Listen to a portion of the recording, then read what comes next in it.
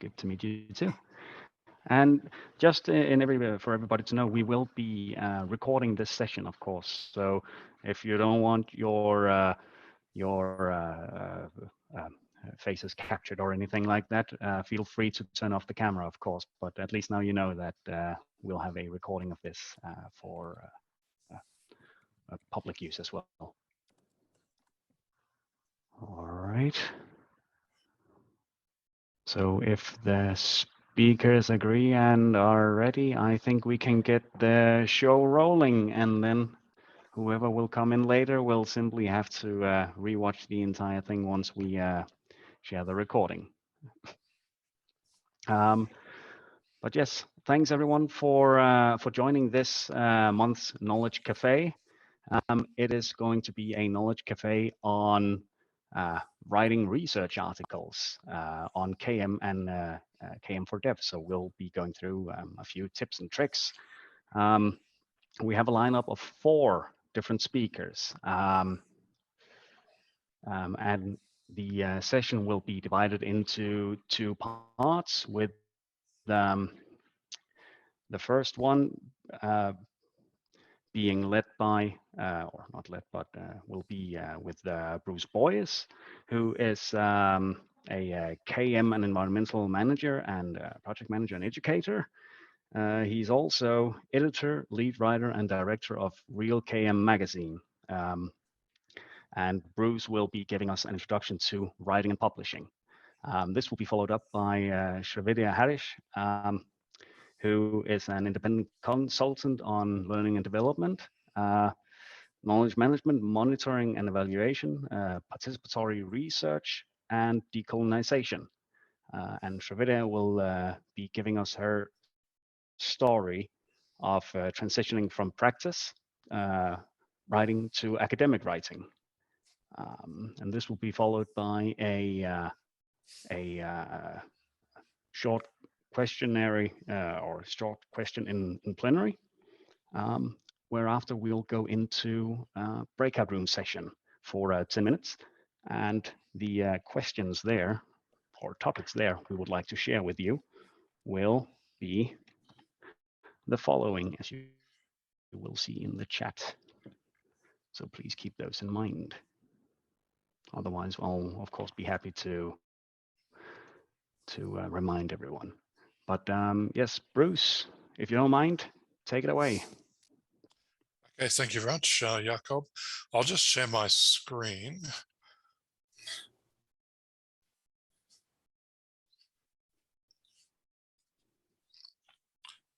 Okay, so what I'm going to talk about is just to give an introduction to both this workshop and also a part 2 that will follow up after this workshop, is to introduce the different types of writing and publishing, and in particular to focus on 2 of those types of writing and publishing, which are academic writing and journalistic writing, and just to talk about their key characteristics and also to give some examples of those 2 types of writing. So we often don't think about the different types of writing when we're talking about writing particular pieces for particular publications.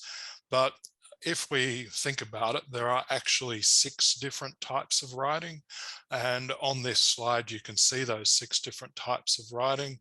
There's academic writing, journalistic writing, creative writing, business writing, personal writing, and a range of other types of writing.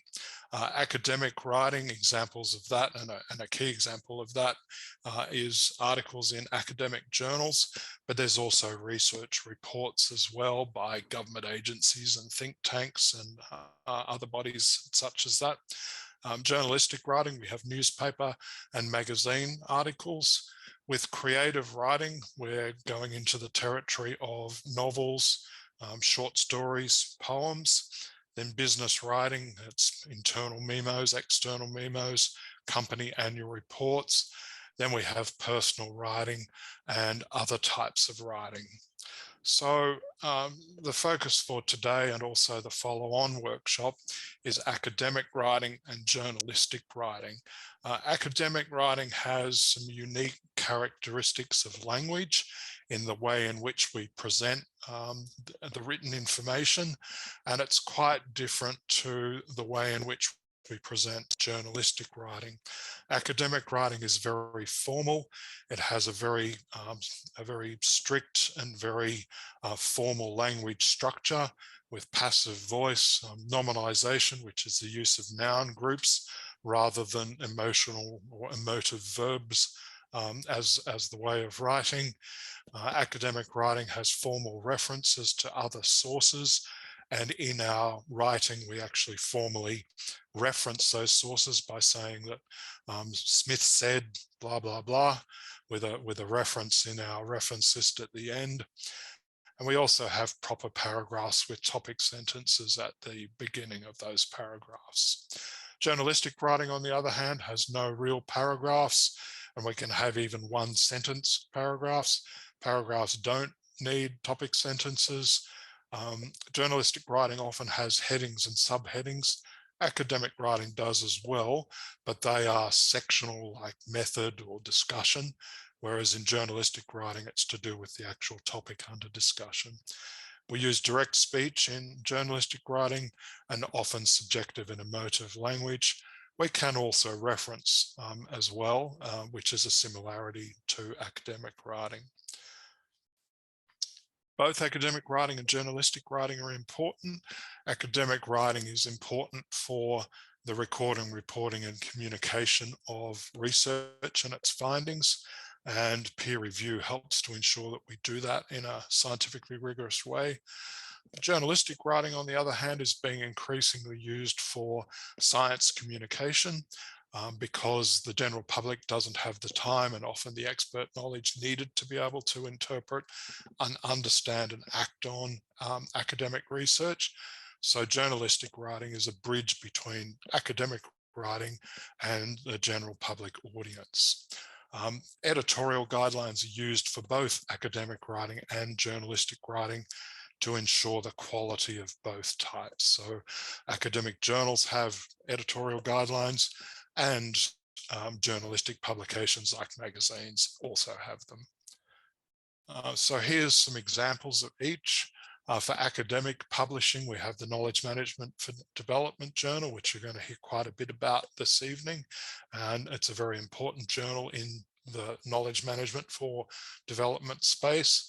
Another example is the research reports published by the Overseas Development Institute, which also writes in the knowledge management for development space as well. On the other hand, journalistic publishing, remembering that this is a bridge from the academic writing world across to the general public.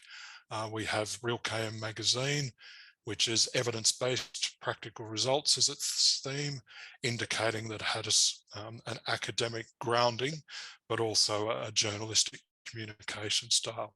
Similarly, another publication is The Conversation, which has the theme academic rigor, journalistic flair, bringing both the academic and journalistic side together.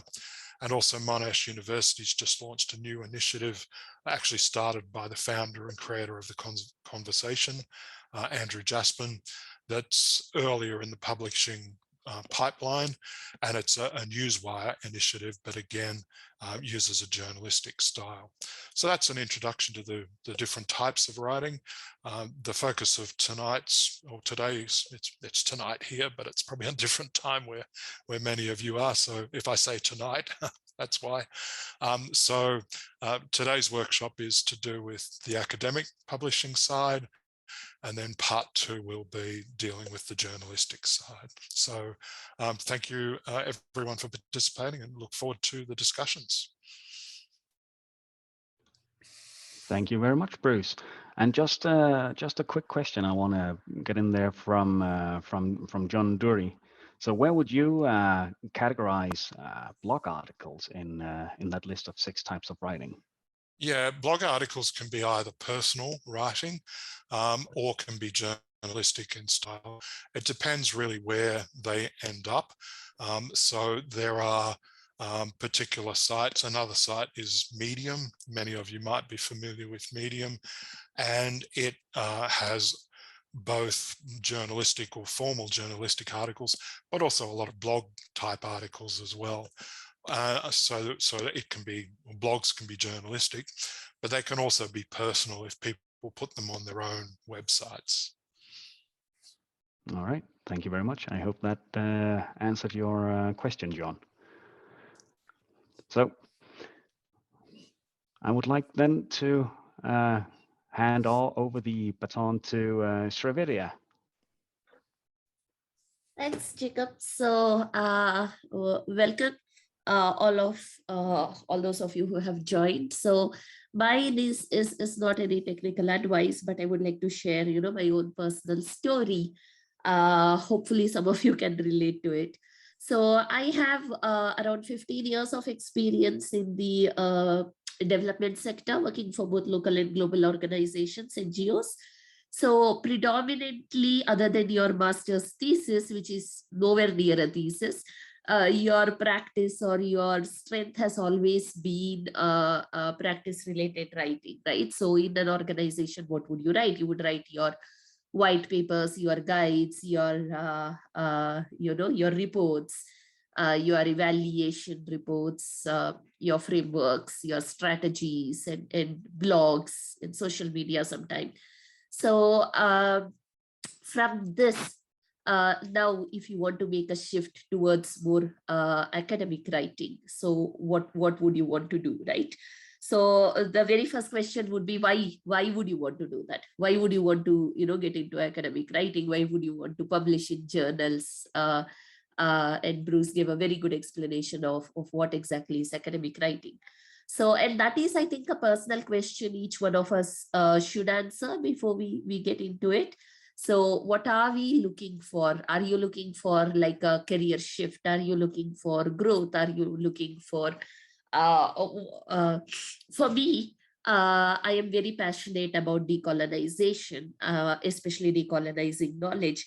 So for me, it was a result of that passion. If I am saying that very less knowledge gets produced from what is called the minority world or the global south, then shouldn't I do something, right, in my own individual capacity? So, and I said, okay, then I should get into academic writing and I should start publishing, in journals and stuff like that. So that was my motivation. So for each one of us, I think it's important to understand what motivates you to get into a more formal writing, of more academic writing. And I would encourage everyone here, if you, especially if you're a woman from Global South and especially a young woman, please reach out to KM4 Dev community. We have fantastic mentors who can actually guide you step by step in order to do, in order to make the transition and shift. I will not go into what academic writing is all about or what technical skills that you would like to learn and all that. That will come later. But I would just want to share certain things which I think are very, very important and which I, really hoped I learned before. One is that the thing of being perfect, right? So academic writing is extremely intimidating if you haven't done that before, right? So you would want and you would constantly question yourself, am I doing this right? Am I referencing this right? Am I doing this wrong? You see, so the very first thing that that you would need to do when you make the transition is just forget about perfection. Just get something on the table, right? We will look at what you need to change later on. The second thing that you would try to do is apply blinkers. In knowledge management, we keep saying that remove your blinkers, look at the world around you. But when you're making the transition till you're comfortable in your new world, I would say apply blinkers. This is my focus. This is what I want to do. This is my perspective. This is what I bring to the table, and I'm concentrating on that. I'm focusing on that.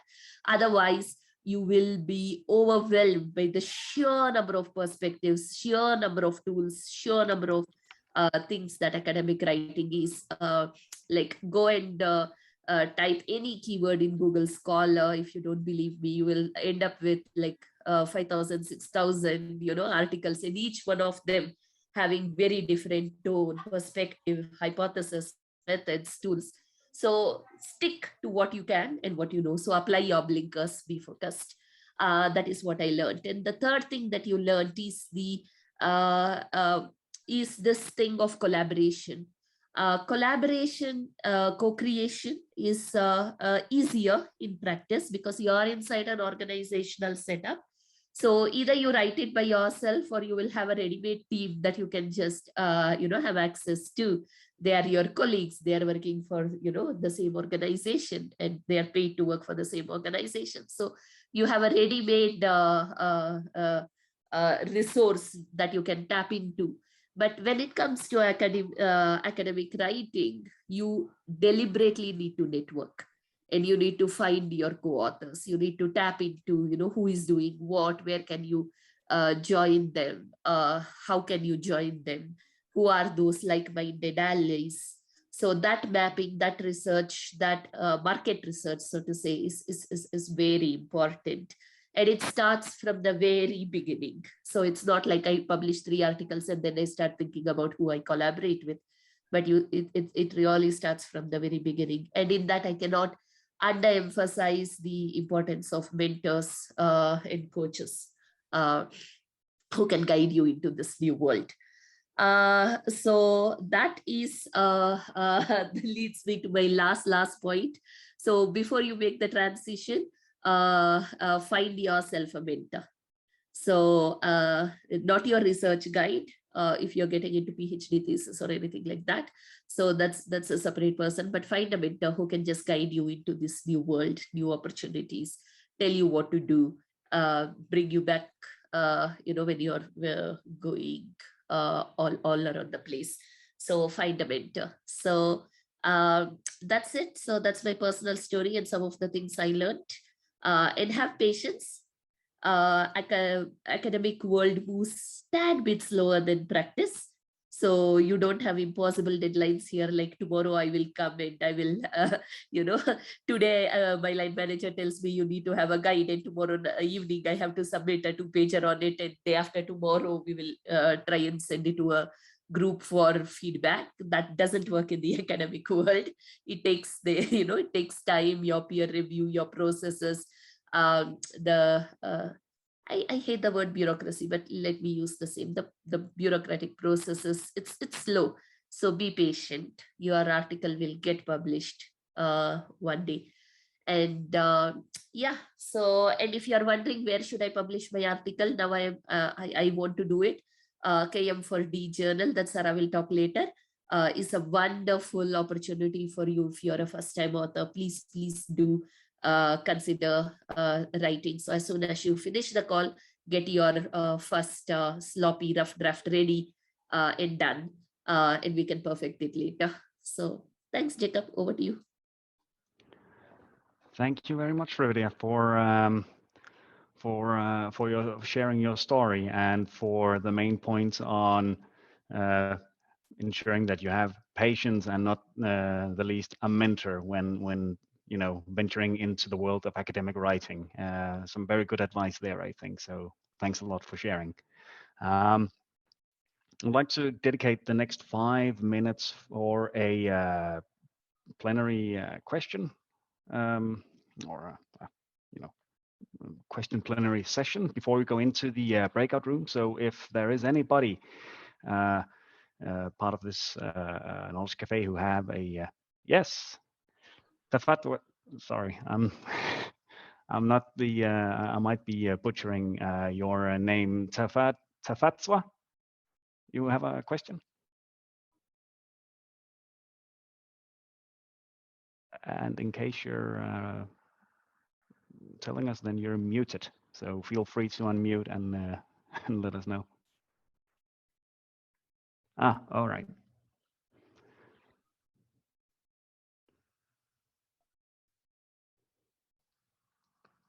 Let's see what we will get.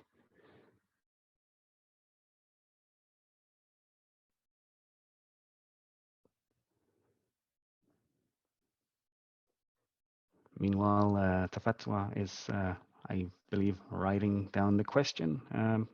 Anybody else who are sitting with a burning question or a desire to be heard, feel free.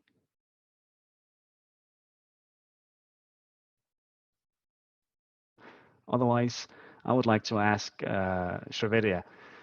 So in the academic, well, in general, I think there is, whether you're a practitioner or an academic, you have a tendency at times to also run into the imposter syndrome of not necessarily thinking that the work we do is good enough. And I think that might also be quite a prevalent feeling in the academic world. And I was wondering whether that is something you have encountered during your going from practice to the academic world of writing, and if so, how you have, for example, dealt with that feeling.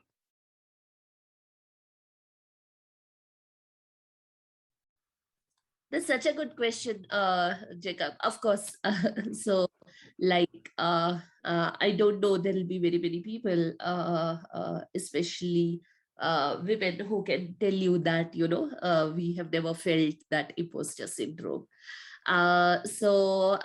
Yes, of course, I have.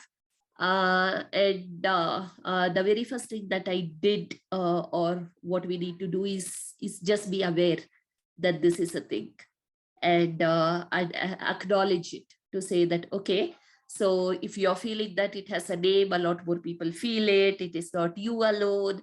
So you have identified it. So I keep telling, the first step towards solving a problem is just acknowledging that there is an issue, there is a problem, right? So you acknowledge it, that there is something called imposter syndrome, and then you say, okay, that now what do I do? So would that be some self-coaching tips? Would that be self-motivation things, like saying, no, do it? So would that work? Talking to other people works. So just getting your affirmation from other people, saying, okay, you're doing good work, it's okay, go ahead. Or who can give you constructive criticism of saying, why do you feel this way? So those are some of the things that works for me. What I will do, Jacob, in the interest of time, is there was a beautiful infographic that was created for imposter syndrome, which I really liked. I'll share it in the chat so that people get more structure. Well. Thank you. And just to get back to Fatwa, I think what we got from Srividya there also ties into your question of how one could potentially effectively pick oneself up from having received feedback from an academic panel after presenting a research proposal, as it was a kick to the confidence that negatively affected. But I think the advice you come with here, finding people that you can get affirmation from, ties well into that. But that's just from my perspective, of course. And Sarah, if you don't mind, and again, in the interest of time, I think maybe we can wait with your question for after the breakout session, if that is all right.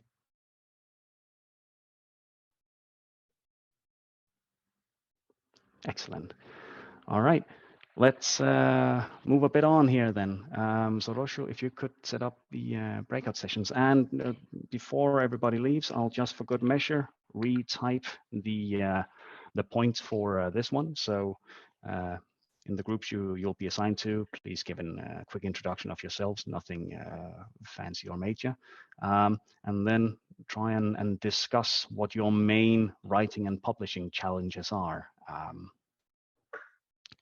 Approximately three points per group. Hope you have an interesting discussion.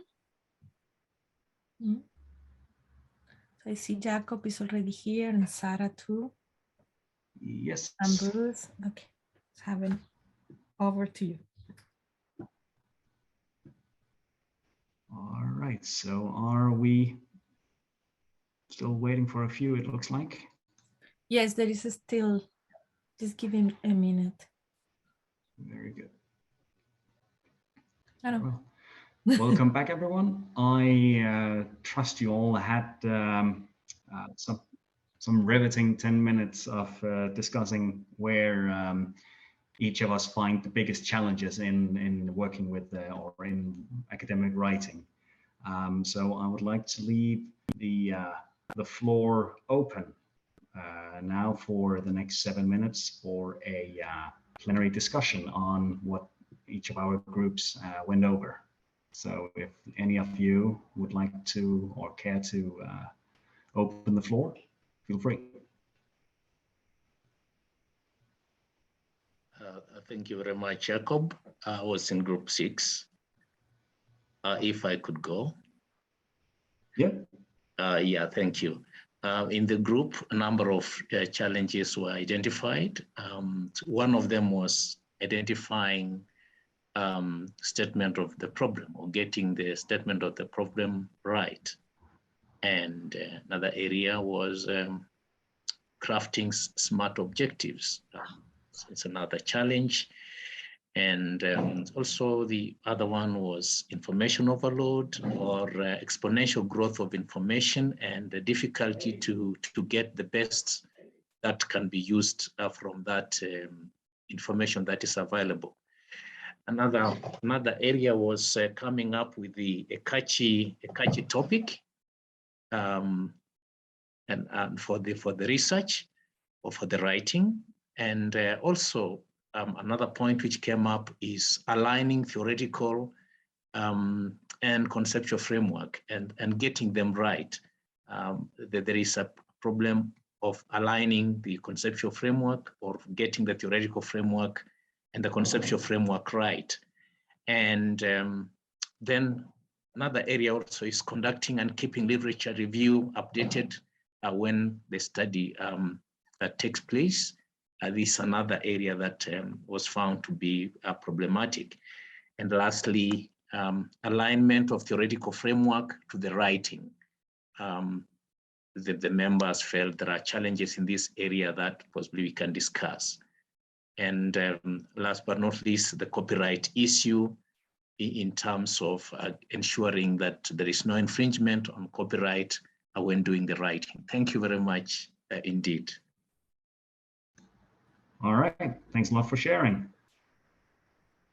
So in my group, we talked about the issue of having enough time to cover everything you want to cover, which I think might be a very general challenge in the academic world. As an academic, you likely have a lot of ideas, a lot of thoughts that you want to externalize at the same time as quick as possible. Another one we discussed was actually gaining the access to the content to help feed the writing that you want to do. And for that matter as well, finding or identifying the interesting topics. Now, a fair bit of research nowadays, it can at times be found behind a paywall, you could say, and gaining access to that without having to bleed yourself dry can be quite the challenge. So finding alternative venues or opportunities to gain similar, if not the same kind of research can prove, if I'm not mistaken, Mark, be a real challenge. And of course, you're more than welcome to elaborate if I didn't catch it quite right. No, I think you did catch it up properly. I think that is for all those who are in the field of research, literally know that the most relevant, research products can only be accessed if you pay for them, So if you don't have the links, to pay for that, you can imagine, for instance, that you need to write a research article. You want, a couple of references, around 20 of them, and let's say 15 of the most relevant ones, are paid for. And, are you going to pay for 15 research products before, compiling something interesting in your write-up? That's going to be a huge challenge. So that's why that's why we identified it as one broad-based challenge for most people who are, writing academics knowledge products. And I believe as well, it could also be applicable for those who are out of that space of academia, based on the relevance of the information. Thanks. Yeah. Thanks a lot for elaborating on it. I'd also like to go over to the points noted by Tefetwa. So for their group, it was the overcoming academic rejection. It's just like other rejections, and the same tips work. The second is remember that you are not alone. Many people, ideas fail initially, so it's simply easier said than done, of course, probably, but a matter of failing fast and succeeding sooner, one might say. And oh, sorry, just trying to see if I can get it.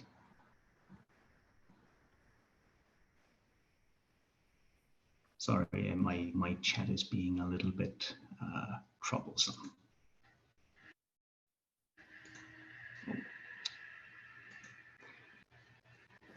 A lot of stuff is happening in there. Close. Okay, there we go. Third one: do not abort the idea. Make no decisions in a hurry. Listen to feedback. Take it not as a rejection, but more like a redirection.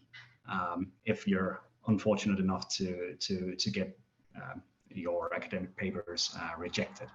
And then finally, 4, if the academic opportunity is lost, try and repackage it into something else. So keep trying, basically, I understand. And if it doesn't work, then try and give it, present it in another package or another wrapping to make sure, to see if that will be a better suit or a better fit. All right. Thank you very much. Safatwa, any additional points? If not. Hi, I'm Charmaine. So I'd like to share from the group 1, if I can. I was in group 1, so we had different discussion. One of that is finding the current and validated data, because there are so many information out there. So sometimes it's difficult, what is the latest one information. And then another one is finding right publisher and editor. And the other one is sometimes like talking with the academic faculty or editor. Sometimes that editor wants to go one side, but I feel like I would like to go to another direction. This kind of problem we face discussed in our group. And also sometimes the limit of the publication. I mean, you have to be very skillful to write in briefly, and you can, so that you can share your thoughts.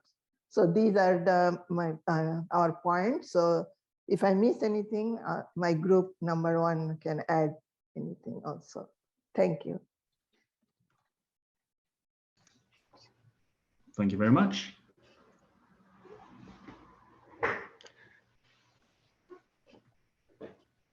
And unless we have any additional points from any of the other groups, I would like to suggest that we move on to the second half of our Knowledge Café. Sorry, before you move on, can I just say something? Okay, so this is not Louis, this is Sarah Sakanda from Malawi. I got the link for this workshop from Louis, so I think that's why we have a number of Louises in here. So I was in a group with Tafatwa and Sarah and Eliane and Felipe. So one of the other challenge that I commented was very far from academia.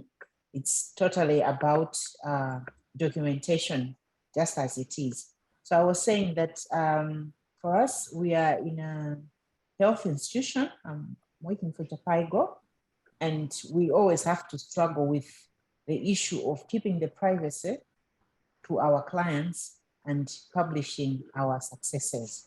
So that has been our challenge for quite a long time, because we want to respect the client's privacy, but at the same time, we would want to document the good and the good changes, the developments that are happening within our projects. So that's one other challenge that I would want us to discuss. How do we, find our balance of keeping the privacy of our clients, but also, document the successes that are happening in the project. Thank you. All right, yeah, that's quite an interesting challenge there, more or less a sort of two-edged sword, if you will. On the one side, you want to keep confidentiality, but you also want to make sure that you can share the good work and the results that you've done. Definitely no easy answer to that one.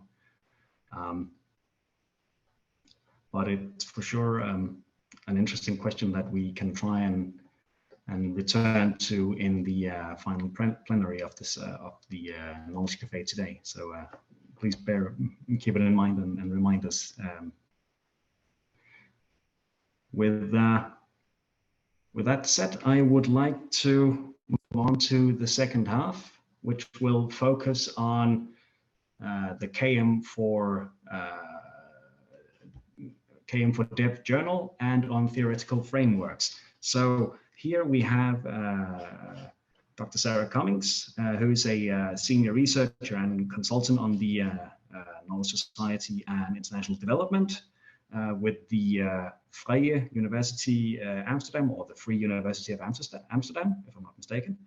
And Professor Senaji, who is a professor of strategy and ICT, broadband policy and regulation and policy expert.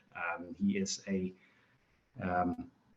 ICT for development consultant and a managing consultant at Senatus Enterprises Limited. We'll be starting off with Sarah providing giving us a presentation of the Km4 Dev Journal.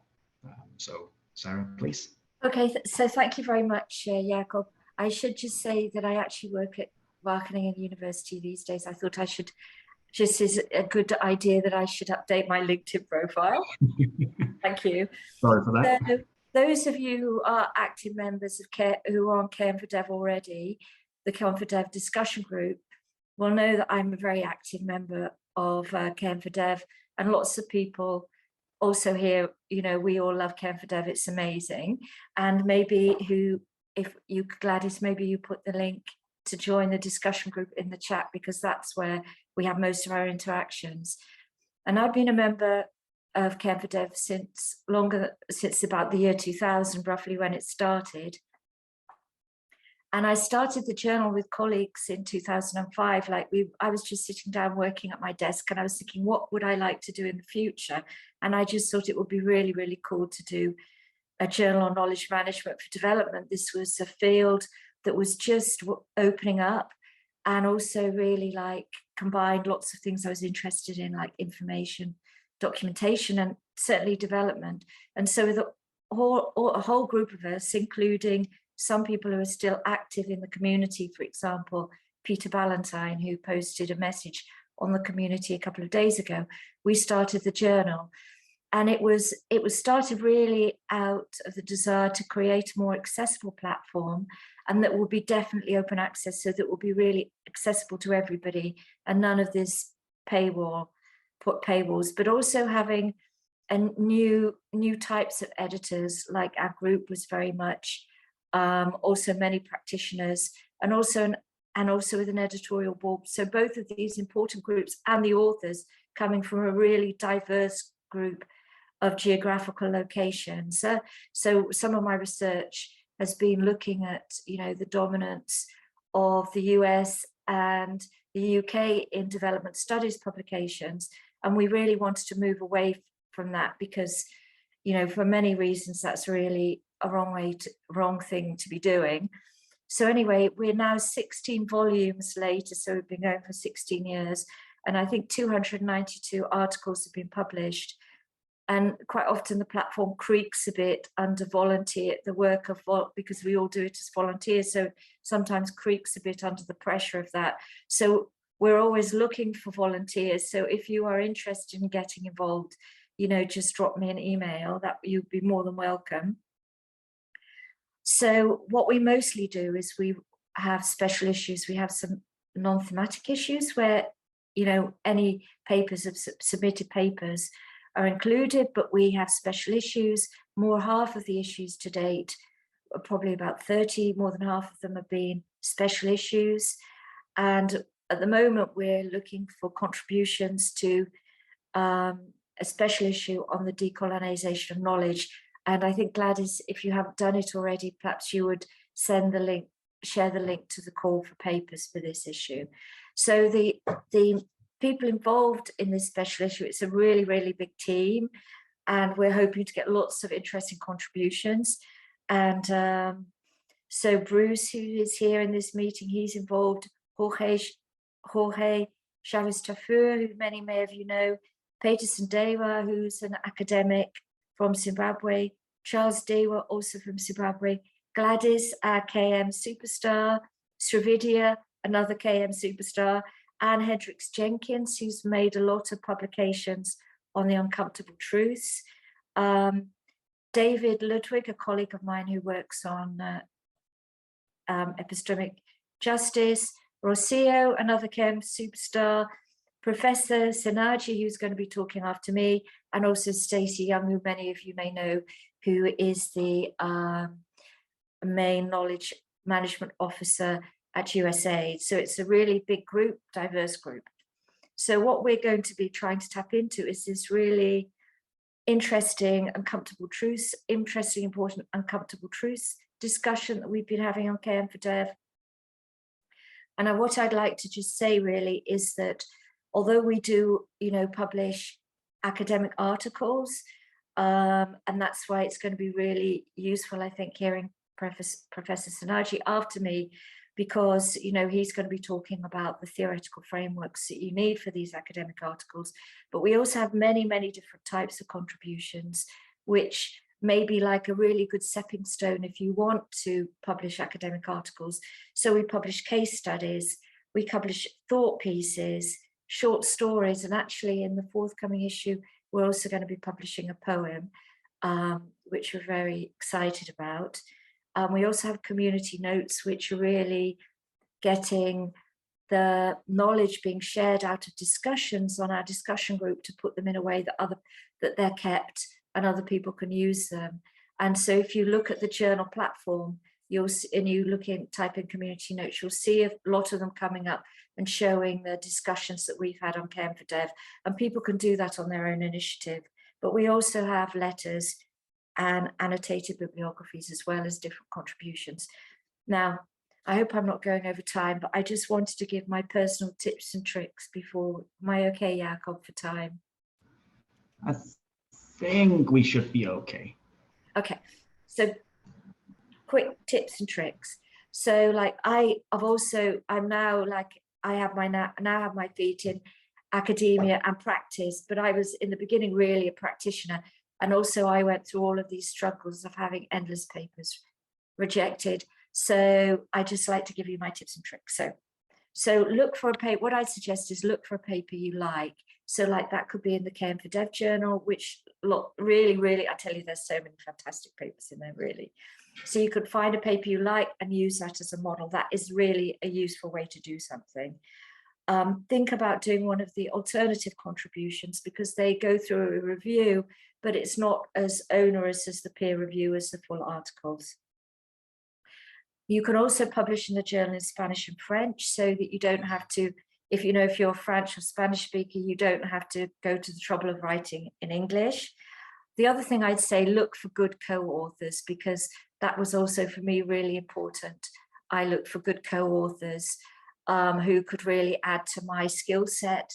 And yes, Gladys, a heart to you too. As a co-author on, we work together. And so another thing I'd say, think about critical discourse analysis when you're doing your literature reviews, because then you, like with critical discourse analysis, you don't have to do all the literature. You can look at one document, seriously.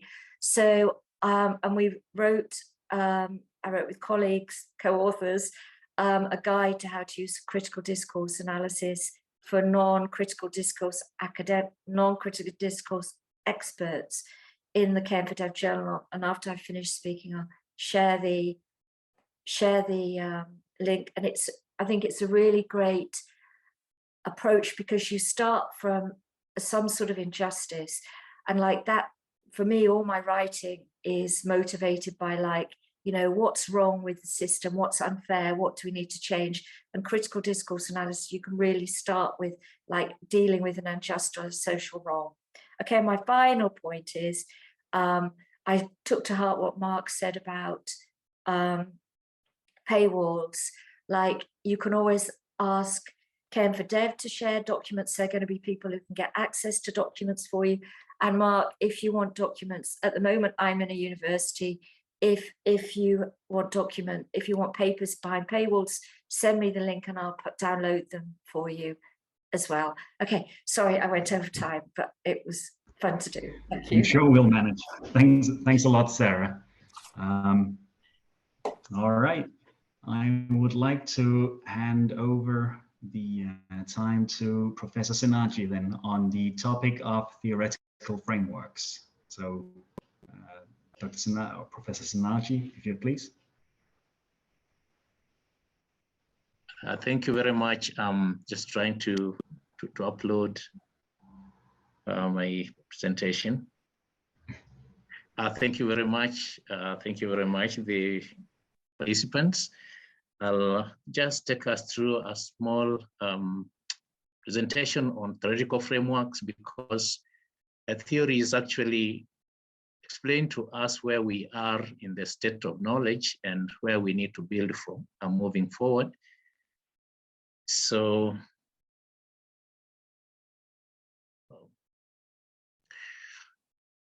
while at this, I would just like to mention that knowledge has its nature, how to discover it, its parentage, and various models that can be used in terms of framing a study to generate new knowledge. So some of the questions that we would ask is, what constitutes knowledge and how do we study it? And these are actual arguments on epistemology and ontology of knowledge, where epistemology is the way to discover the knowledge, or to study a phenomenon, and ontology, it's how it looks like, its nature, because the nature of something will determine how we approach to discovering it. And in most cases, it's good to remember the parentage of knowledge management, because knowledge management then draws from various disciplines, including philosophy, psychology, sociology, etc. And therefore, a multidisciplinary approach, it usually needs to be taken, and particularly in developmental research. So, and in some cases also, when we set out to study, we need to appreciate also that knowledge management is grounded in theories, including those of learning, because we gain knowledge and insights from learning, and therefore the place to start is to start from the perspective of learning. How do people learn? And of course, here we have many theories that inform learning, and they have developed over time from the beginning of the 20th century and late 19th century, from behavioral, sociological, and cognitive, and also people's motivation, because motivation guides behavior, and anything to do with the knowledge is actually informed by human motivation, including whether knowledge will be shared or not. then realizing that, then we can also think of models of knowledge management, and there has been the traditional model, which of course has received its critique, and more models have developed that inform knowledge management. And therefore, it therefore means that when we are framing a study or a research, we need to frame it either from a particular theoretical underpinning or particular models that resonate well with the present current scenarios. And so we have models such as the traditional model, which assumes knowledge from a data to information to knowledge and then wisdom, and that is traditional. And other newer models such as the existence to enlightenment, the E to E models, and many others. Other models of knowledge generation, such as the Seki model by Nonaka and Takeuchi, is very popular, and where Seki really means socialization, externalization, combination, and internalization. And these ones can also be able to inform the way we approach research. And therefore, when we want to look at maybe a research or knowledge creation, possibly we can look at the Seki model and its extension, which is the ontological shift Seki model, which really looks at knowledge activities as taking place at individual, at group, and at organizational level. And at individual level, then you are looking at psychological processes. At group level, you are looking at social processes and social phenomena. And at organizational level, you may be looking at, say, organizational behavior and other disciplines such as human resource management. So it's important to position our study within a clear conceptual or a clear theoretical framework to be able to advance our arguments with the new research, generating new knowledge, because as we have heard from previous discussions, even in our panel discussion today, is that we need really to find our way within the whole forest on how we need to move forward and where we want to contribute.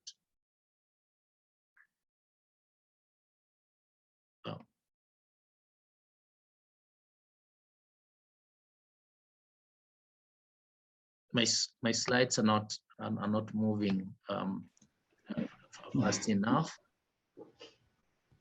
Sorry about that.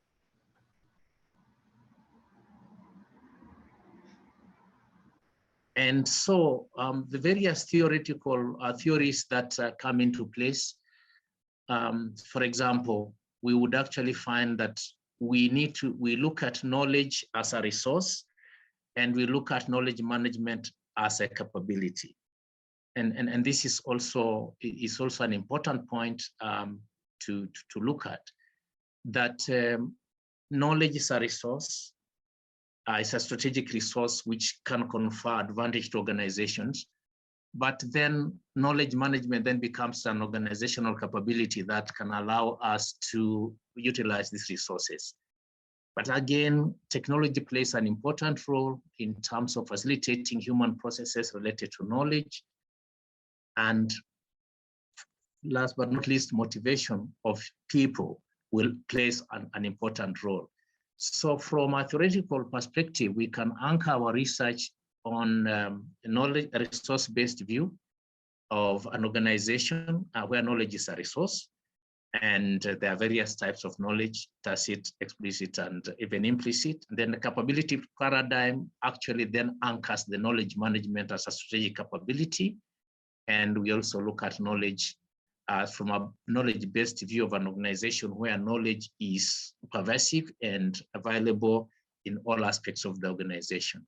Then we look at dynamic capability view, which has also gained traction, where we need to continually renew our knowledge-related capabilities. These capabilities for knowledge management are actually the knowledge processes and knowledge infrastructure, and which are also important. And our research can then be anchored within a dynamic capability theory or view, where we then anchor the study and examine organizations, whether they have the dynamic capability for knowledge management. Then there is a socio-technical theory framework of looking at knowledge management, where we look at knowledge management from a perspective that knowledge management is a social phenomenon which can be facilitated by technology. And therefore, we can also look at this, and at the same time looking at various aspects, social phenomena like trust relations between people and social networks, which then shape the knowledge management success. And also another theoretical underpinning could be within the human motivation, and the theories of motivations are important. For example, they can inform transfer and sharing, and even protection, including rewards, which are important.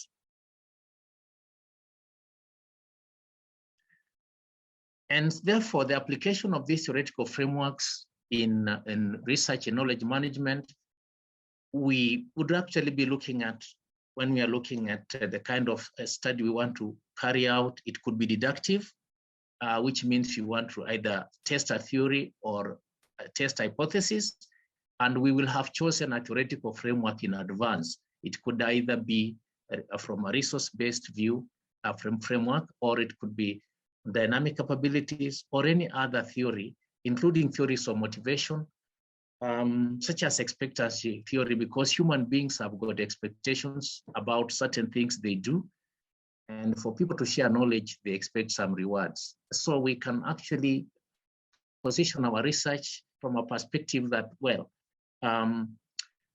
what is the relationship between the propensity to share knowledge and various aspects of various social and psychological factors?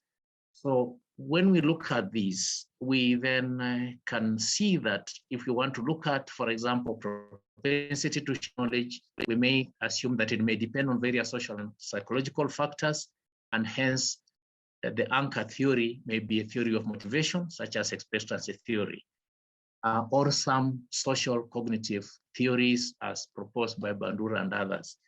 So, and the variables then to be included in the theoretical or conceptual framework or formulation would be those underpinned by the particular chosen theory.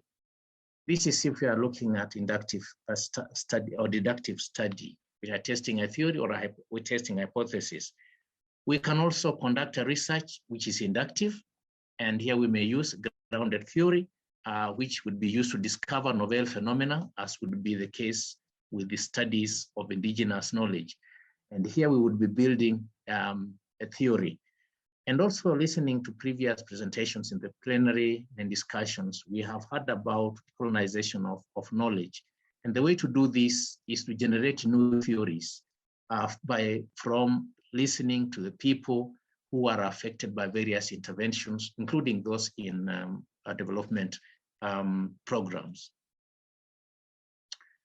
And just as a concluding remark, we can actually have various methods for conducting research, having chosen our theory, our theoretical framework. If we are to test a theory, we can have mixed methods, and we can have both qualitative and quantitative, sometimes referred to as qual and plus quant.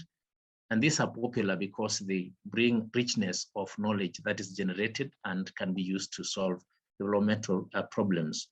But in all cases, whether it is deductive, or which is quantitative or inductive, or mixed, the epistemological and ontological justifications are needed, meaning that we need to justify why we need to study a particular aspect of knowledge the way we propose to study it, by actually giving rigorous discussions of the nature of that phenomenon. These are the ontology of that phenomenon.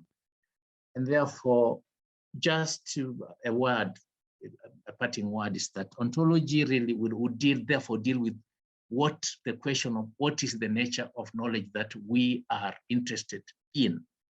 And epistemology would then be what is the best way to discover this knowledge.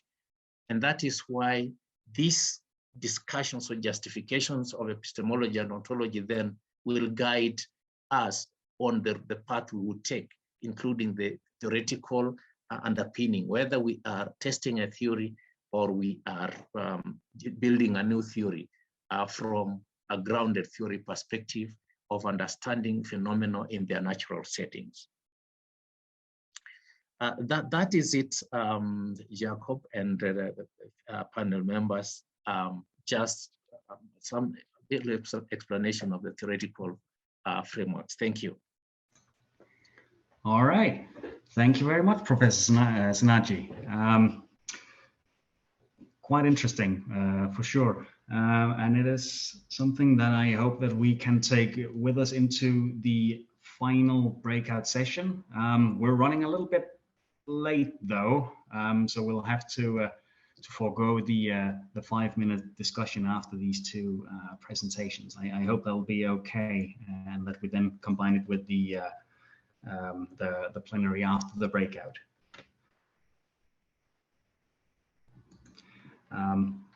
So this will be the point for the last breakout room. Again, short introduction. We'll be doing a 10-minute breakout room session, looking into how KM4Dev can support you and how can you support others in their writing. So, Rosho, if you wouldn't mind setting up the breakout sessions, please. Sure. Thank you. So here it is, and I'll write it on the chat, and I'll send the question on the broadcast in the group, in the breakout rooms. Hello, we're coming back. How was it? How was this? The conversation was interesting. Yeah, it was. I kind of stepped out a bit earlier while Sarah was, giving a concluding note, but I picked up the most relevant ones. No worries. It's okay. Jacob is back. Gladys is here as well. Sarah. Okay, I pass it on to you. Thank you very much. So yes, I hope everyone had a productive breakout session in the different groups. We'll be running a little bit over time. I hope that will be all right for everyone. So I propose that we take the next 5 minutes to present the main points that we made in each of our different groups. So maybe rather than all three, go with the one main that you would like to share with the rest of the members of the cafe. Okay. Yeah, Mark. All right, thank you so much, Jacob. Again, thanks again to my team of Group 1 and Sarah for the moderation. So from our end, the discussion was quite interesting. We outlined a certain number of points that I think are important to share with the whole audience. I'm going to kind of list them out pretty quickly since we don't have much time.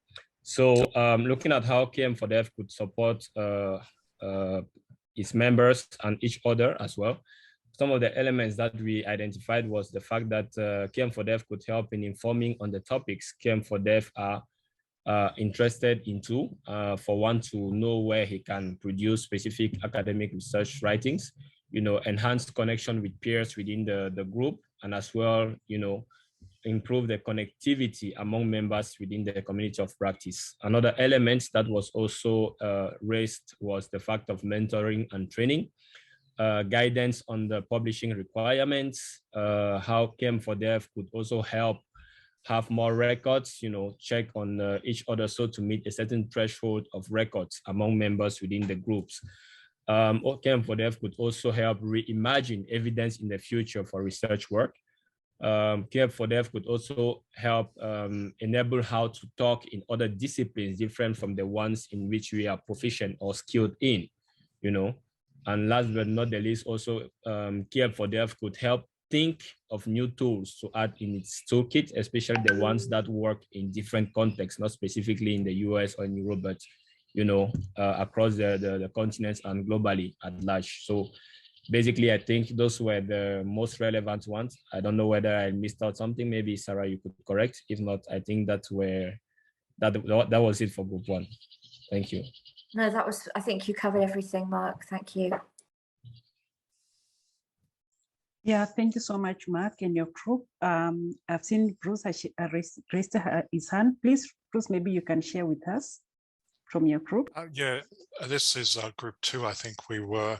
And I'll just cover just one key point, which was a question that was raised to take forward to the journal editors about the possibility of sort of further mentoring sessions in regard to how organizations can contribute to the journal.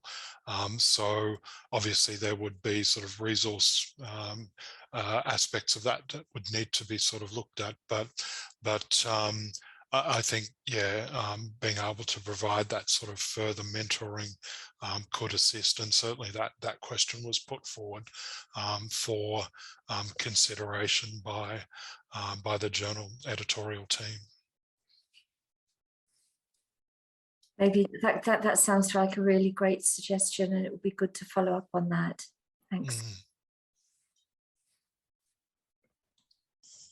Yeah, thank you so much, Bruce. We have 1 more minute for one group to share with us, and perhaps others can share through the chat. Thank you, Gladys. Our group, the issues that were raised in our group have been covered in are similar to those that have been covered in others. Unless, Maureen, you have something to add, please. Okay, maybe in addition to what Prof has just mentioned and the other presenters, in our group, we also felt like we need to, Km4Dev can organize something more of a workshop than a knowledge cafe that probably people can interact for quite a longer time, not the usual 1 to 2 hours for knowledge cafes that they'll be able to learn. It's more of a class or a workshop that they can be able to have an in-depth learning on matters of academic writing. Thank you. Yeah, thank you, Maureen. And for the group 1, I've seen Jacob has shared how the Km4Dev can organize a peer assist to work the talk, publishing actively, and supporting other novices, those who are still maybe still new and they don't know how to write, and also communicate publications to the community, provide elements of motivation, for instance, prizes, recognition, provide e.g. masterclasses in the academic writing to help nurture confidence among those who are still novice. And thank you so much. There was one of our sisters here who was sharing, and thank you for coming out to share your challenges. We are grateful, and now this has created also an opportunity for the Km4Dev to have mentorship session for this. And we have our seniors here, Sarah and the other team, who can support you. So I think we have come to the end of our session for today's knowledge cafe. Thank you so much, everyone. This was very interactive. I wish if we had more time to continue. We will be having the next other knowledge cafe, which it will be communicated. There will be also another part 2 of the same knowledge cafe on the research writing, which we will communicate you through the KM4Dev D group. Next month, we will be also having another knowledge cafe because Km4Dev usually have a monthly knowledge cafe. So the date and the topic will be communicated to you. So I think now we can end our session. This one was also shared with us. This is the addition of group 1. You can read on the chat. So before we close, I would like to perhaps maybe you can share what is that one takeaway from today's session that you have learned. Please feel free to share. Gladys?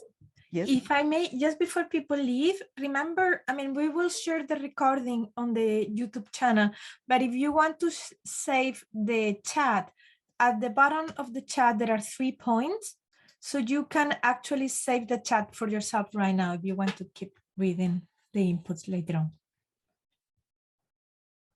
Okay.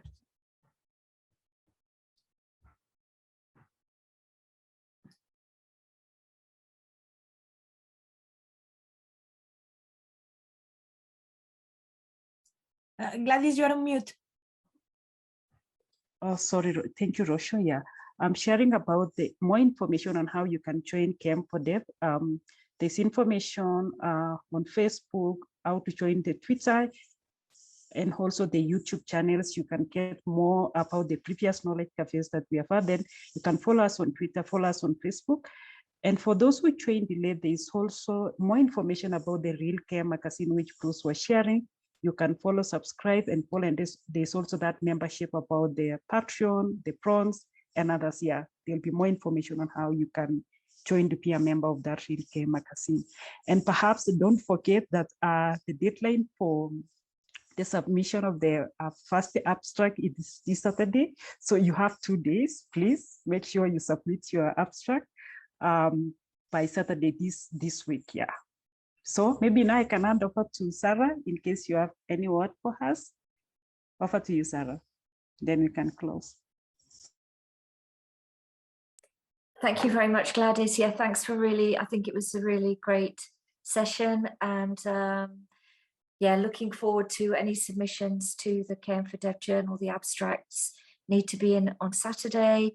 It doesn't have to be a finished version. You can just put your ideas on paper very quickly. So we're looking forward to your contributions, and thank you everybody for taking part, and great facilitation, Gladys, Jakob and Rocio.